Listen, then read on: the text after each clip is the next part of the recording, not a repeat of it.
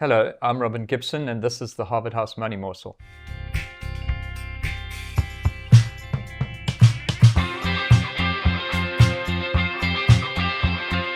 Welcome back. Thank you for joining us again. Don't forget to like and subscribe. Click the bell so you get a notification of when we're releasing a new video. I'm sitting today with Michael Porter. Welcome back, Michael. Morning, Robin. Welcome to all our loyal listeners. Yes, yeah.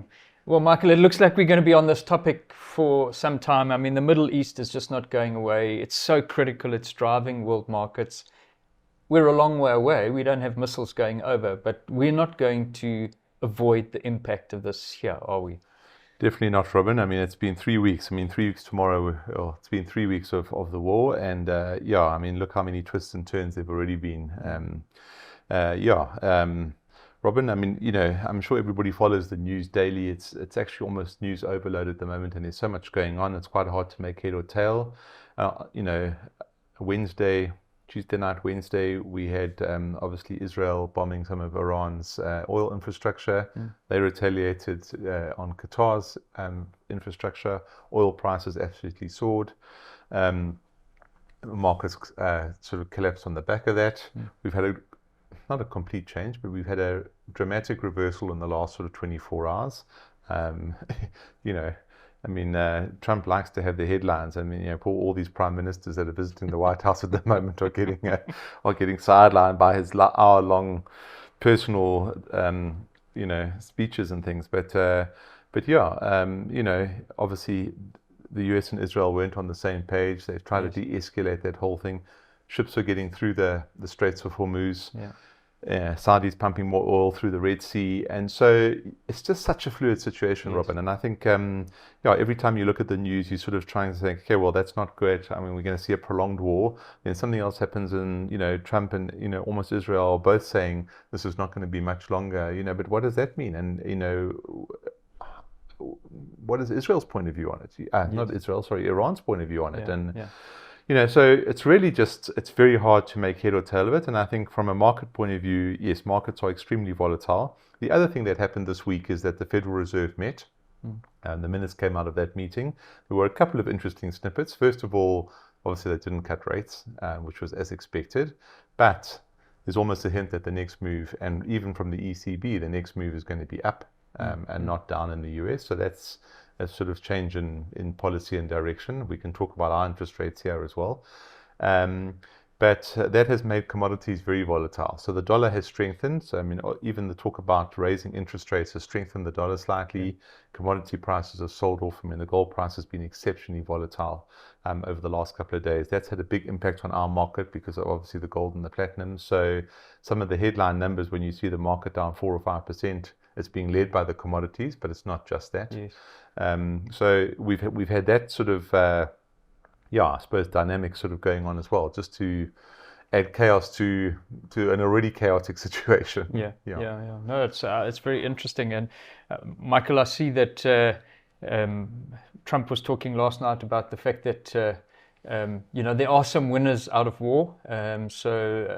Raytheon building 4 new factories. I believe they've guaranteed to buy 2,000 missiles a year, up from 600 missiles a year from them.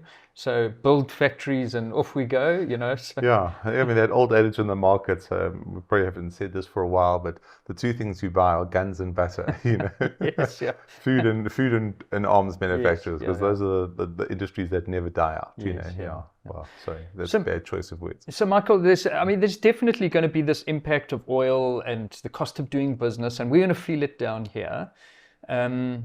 But I think this would be a really nice opportunity to talk to Harvard House investment philosophy, because our investment philosophy is really geared around this specific type of thing in mind. Is we want to be exposed to equities over the long term because it beats inflation, but it's volatile, which is why we focus on dividend. And dividend comes from a very different thing to share price, doesn't it?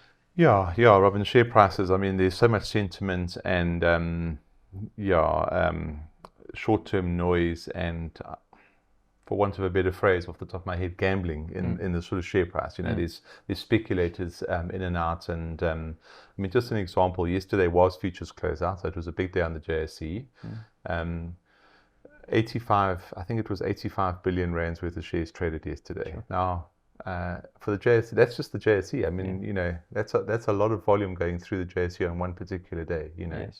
Yes. So yes, Robin, you know, obviously everybody's down here. We all know that in April we're going to have a significant fuel price increase, and that permeates to everything. So you and I will go to the pump, and it'll cost us more, and we'll have less money to go and spend on whatever else we want to spend it on, because obviously petrol's a necessity.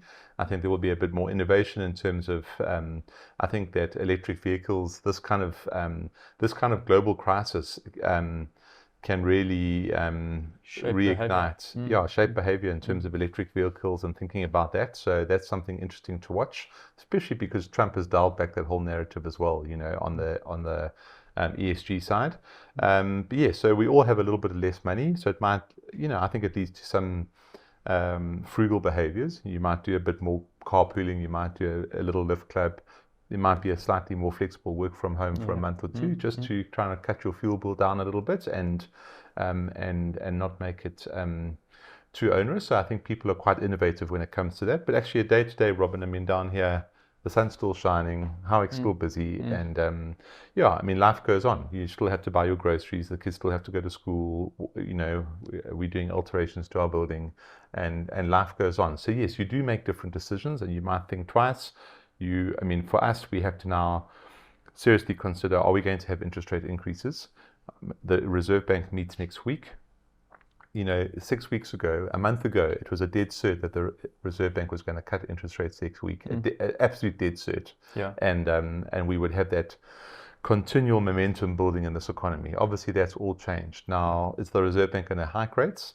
I don't think so. I think they're going to be on a prolonged hold and just wait and see how long this shock is for and whether it comes out. And perversely, we had our inflation numbers this week, which were lower than expected. But obviously, that's the calm before the storm, because there's going to be a big bump coming in the next couple of months. So, yeah, Robin, I think, you know, from our point of view, you have to reassess which companies are a little bit vulnerable to changing conditions. Not all companies are vulnerable, but some companies are more vulnerable than others. And the first thing is, don't panic. Yes. But we assess, okay, you know, different companies, you know, the outlook has changed. This company is more vulnerable than we expected. We need to do something about that.